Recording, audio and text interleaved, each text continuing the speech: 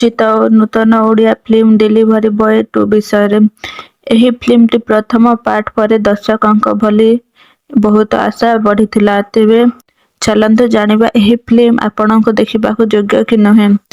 ଏଥିରେ delivery boy ଆରମ୍ଭ କରେ ତାଙ୍କ ନୂଆ ଜୀବନ, କିନ୍ତୁ ଜୀବନ ଯେଉଁଠାରେ ଅପେକ୍ଷା କରୁଛି ଅନେକ ସମସ୍ୟା, ଚ୍ୟାଲେଞ୍ଜ, ଅପରାଧ ପୃଷ୍ଠଭୂମି।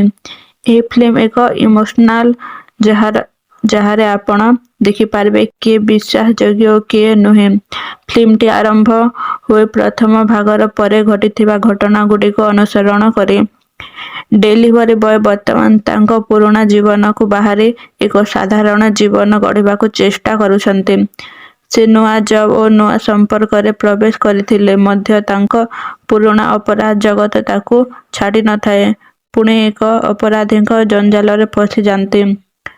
ତାଙ୍କର ପ୍ରେମ ଜୀବନ, ବନ୍ଧୁତ୍ୱ ଓ ପରିବାର ଜୀବନ ଉପରେ ଏହି ଅପରାଧ ଜୀବନର ପ୍ରଭାବ ପଡ଼ିଥାଏ। କିଏ ବିଶ୍ୱାସଯୋଗ୍ୟ ଓ କିଏ ନୁହେଁ ତାହା ଜଣାଇବା ପାଇଁ ଲଢ଼ିବାକୁ ପଡ଼ିଥାଏ।